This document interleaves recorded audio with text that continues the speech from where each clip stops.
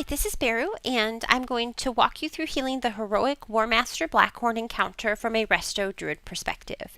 The first half of this fight is basically kind of a free-for-all for healing. There's a lot of random damage that goes out that just needs to be topped off and covered so that your raid doesn't die. I am going to keep a life bloom rolling on one of the two tanks to make sure that, I support them and that they stay alive. And then I'm going to heal anyone who's taking barrage damage or standing in fire damage or who happens to have the misfortune to not get out of a charge quickly enough. The way I'm going to do that is I'm going to focus heavily on using rejuve, regrowth, wild growth as needed in swift mend groups who are taking damage as well. And you're going to just kind of see me cycle through that here. I am assisting with soaking. I am in a group of 3 for soaking. We usually use groups of 4, but we only had 15 range tonight.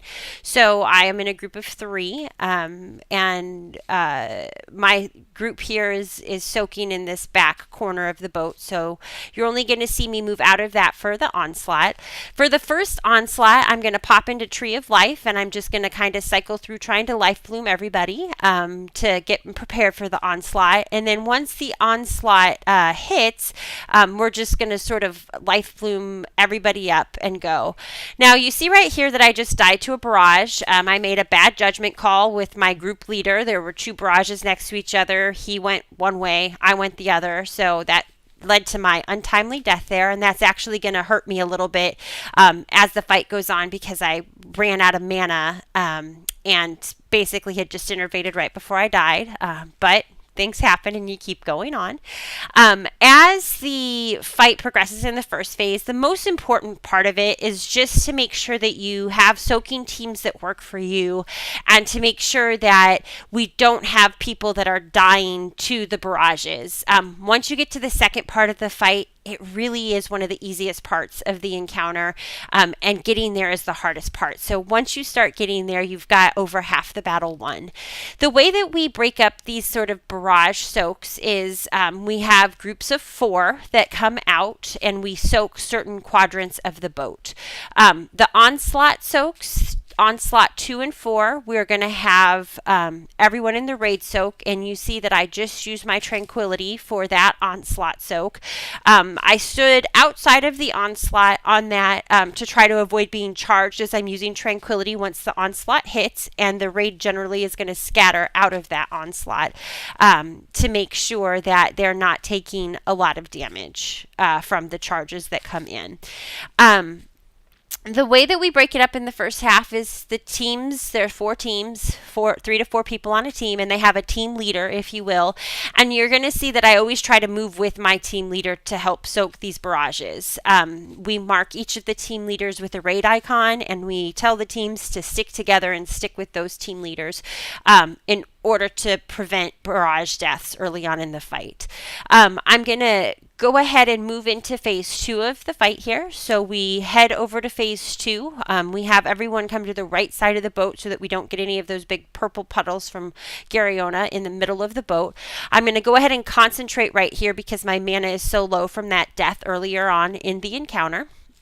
And the way that we handle this split here is we put 3 of our 6 healers a little bit further back from the raid, and then 3 of our 6 healers in the raid, so that when the purple Shadow Void there drops, we don't have all 6 of our healers trying to scramble out of the purple Shadow Void and heal at the same time. So we always have 3 healers that are able to do a little bit of healing and get people in position. Now, the hardest part of phase 2 are these first few seconds right at the beginning while you have both Warmaster Blackhorn and Gariona available, because the tanks take a lot of damage. We have 3 healers assigned to each tank, which means that even though there's a lot of raid damage going out, those 3 healers are on each tank, have the job of making sure that tank does not die. No questions asked at all. Once Gariona leaves, the fight becomes fairly easy. You're going to see this sort of splash coming out. That's the debuff that goes out on one of the party members in the encounter. We just heal through it. We stack everybody up up here. So on this side right here is all of our ranged. On the other side is going to be all of our melee. And we split the raid like that to make sure that when we have those sort of shockwaves go out, that 100% of our raid isn't moving. So either the shockwave is on the melee or the shockwave is on the ranged, and we all pile up together so that when the shockwave occurs, everyone just has to move to the left to get out of the shockwave and then can group back up for the next shockwave where they'll move to the right of the shockwave. As the fight goes on in this second phase and Warmaster gets a little lower, the shouts that he does become more and more dangerous. So when you get to that point, you want to just sort of about 50% start cycling through your different cooldowns. You can use a power word barrier. We use tranks, divine hymns, raid wall, shield wall from a 4-piece warrior, spirit link totem can be used here. So just sort of cycle through your cooldowns. Keep the raid topped up. It's very easy to keep your tanks alive once you have just Warmaster Blackhorn left.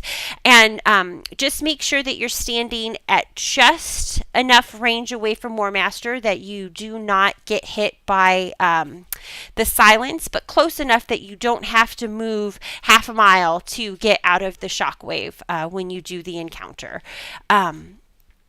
That's pretty much it. You just cycle through, keep your raid alive, and get your great loot.